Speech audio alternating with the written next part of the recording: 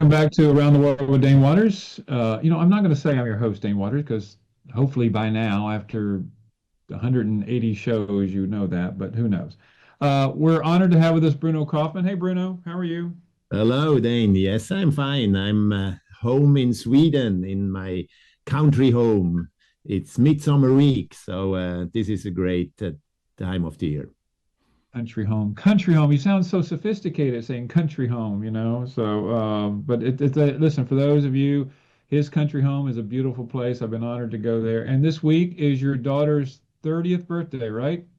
Exactly. So in 2 days' time, there will be like 60 people outside here, and there will be a 2, 3 day celebration. Well, tell her, listen, the previous show with Paul Jacob, we were saying happy birthday, America. So we're going to say happy birthday to her. So tell her, give her our regards. Okay, so we're talking about, the World Cup is going on, in North America. And then you created this World Cup of Democracy. Tell us about that. Yeah, I mean, the basic idea is that we have 48 countries participating in the Soccer World Cup.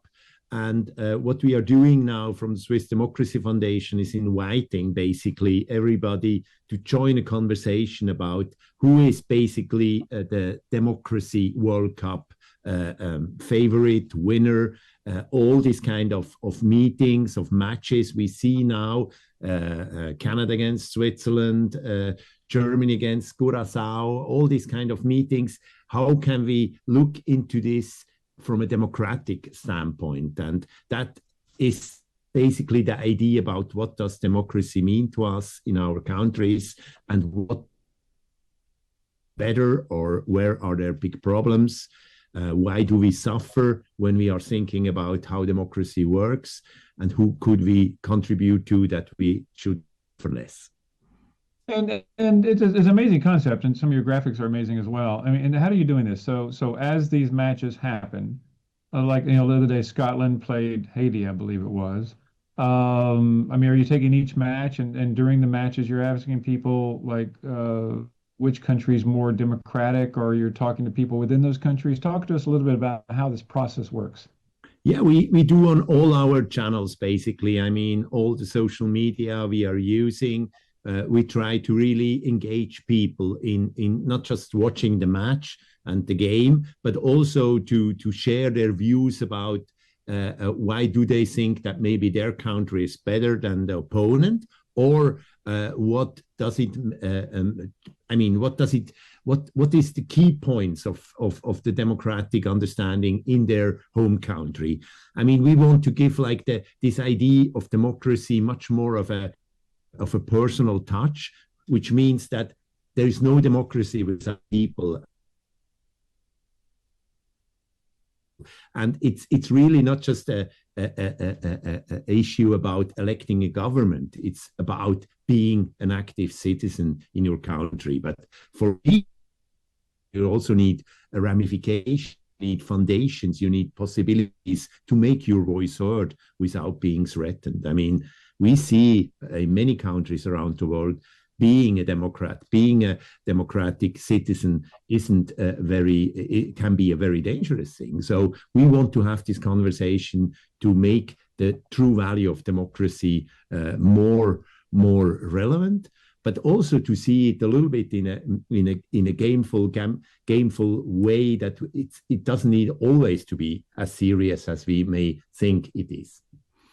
Yeah, well, it's interesting you say that because Paul and I on the previous show were just talking about America's 250th birthday, and one of the greatest things about America, people like Martin Luther King Jr. has the ability to speak out. I mean, we have a country, even though we have our issues, we still are in many ways a country that people can speak out. And you're right. I mean, there's certain. I mean, I remember. I don't know if this World Cup, but I remember in previous World Cups and other sporting events, is that the teams that actually showed up to these events were not allowed to speak to anybody else. I mean, they were sequestered, they were kept away because and I mean, in this World Cup, do you see that? I mean, when teams are showing up from places, whether it's Iran or whether it's, I mean, I honestly have to say I don't know exactly which teams are in it, but from people who are participating, in many cases they don't have the ability to speak up, do they?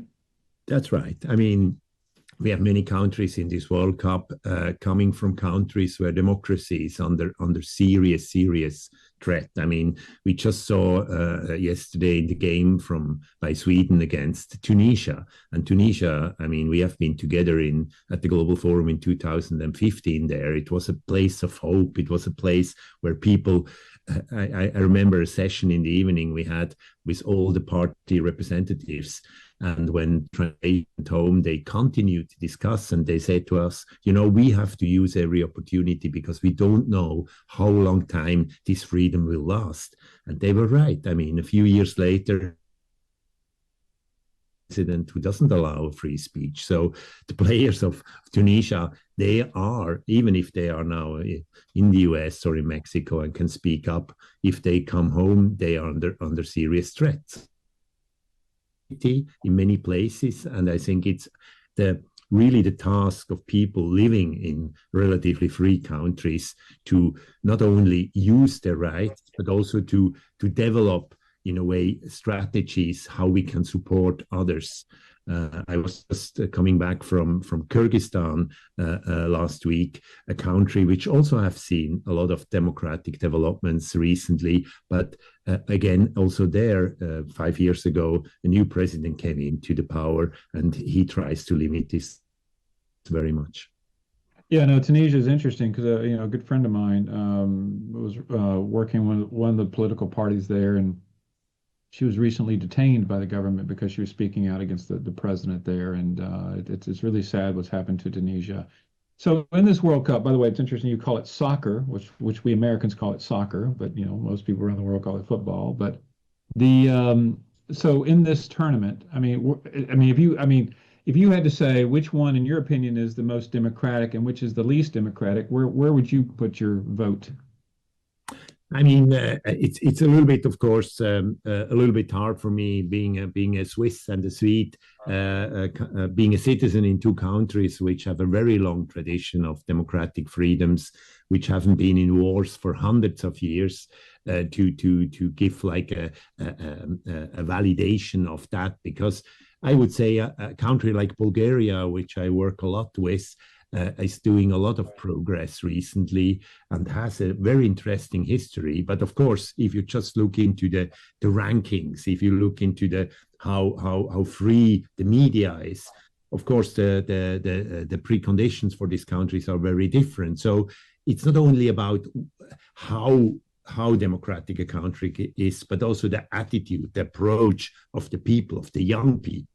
In many established democracies, young people are very pessimistic about democracy in their countries, while they are living under really good preconditions and possibilities. While in other countries where it's much harder, I was also in Uzbekistan, and people there, the young people, are very optimistic because recently the developments have been more positive in this country. They come from a very strict autocracy, and they have got some first freedom. So they are optimistic. So this is the conversation which I feel is very important on one side, and on the other side, that really we who have had the privilege to grow up in a democratic, we cannot just be comfortable with the situation and complain about maybe some smaller problems, but we should really also invest into supporting people in countries who are on the way up.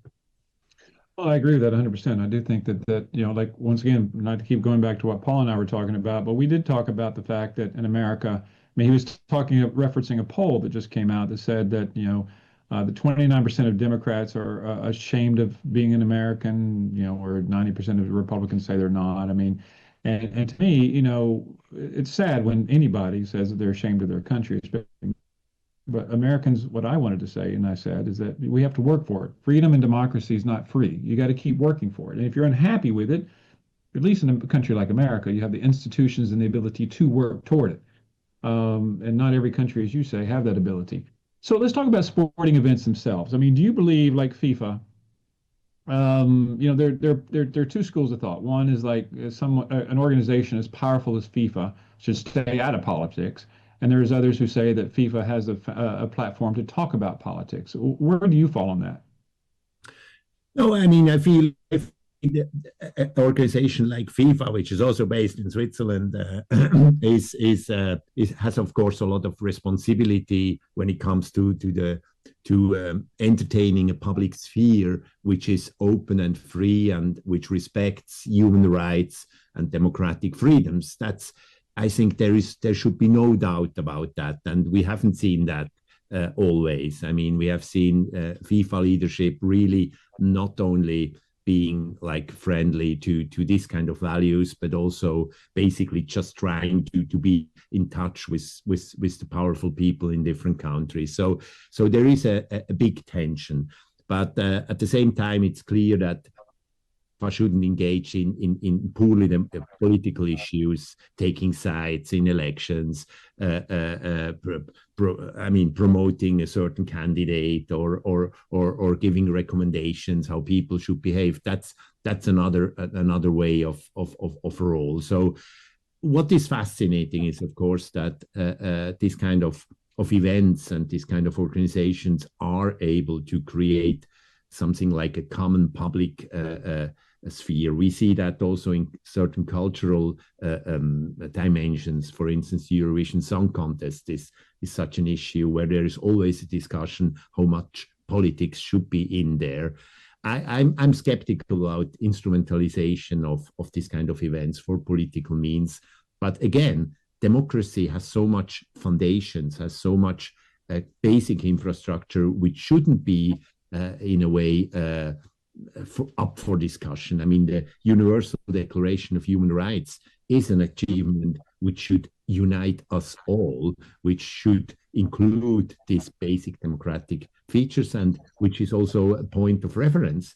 So FIFA has a role, and it should be, let's say, more protective, more cautious about this fundamental role. And how do you feel, not to go off on a little tangent here, I mean, like, for example, since the war with Ukraine, between Russia and Ukraine, Russia has, and Russian teams have been banned from certain sporting events, and so that Russian athletes have to participate under an independent banner or whatever you call it. I mean, do you think that that's appropriate? Yes and no. I mean, you can always say that the individual athletes, the individual teams. I mean, these are people who are active in sports, and they are not necessarily responsible for the policies and the politics of their governments. That's one side. But on the other side, it's like in many contexts.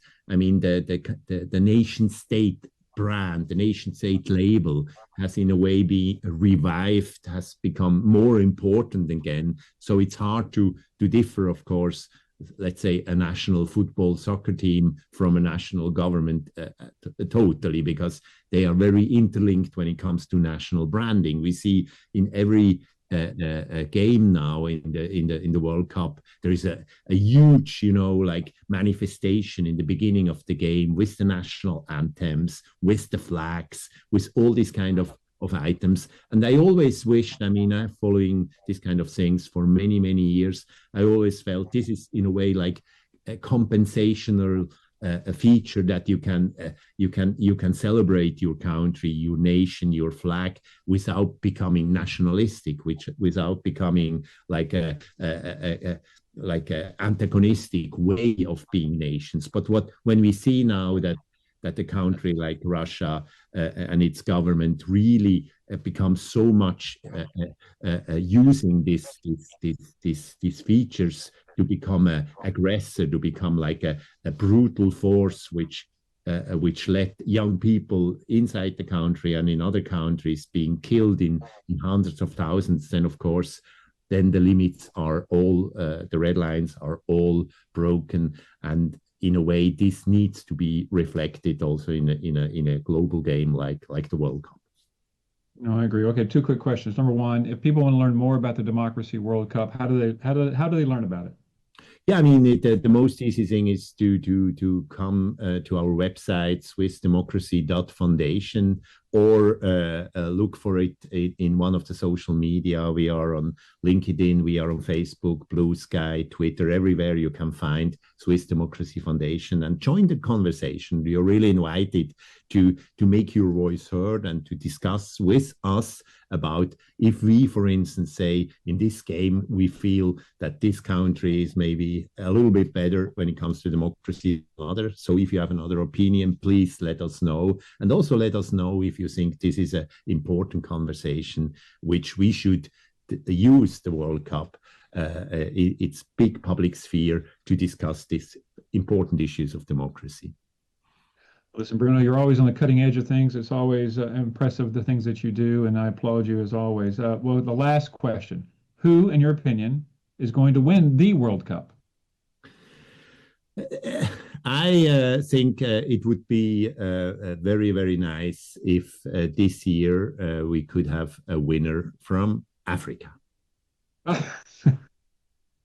Well, I second that, but I will have to tell you that I have to say that I think Portugal is going to win. That's my pick, so we'll have to see. Anyway, Bruno, it's always a pleasure. It really is. I appreciate your insight, and thank you, as I said, for the things that you do, and we'll talk to you again soon.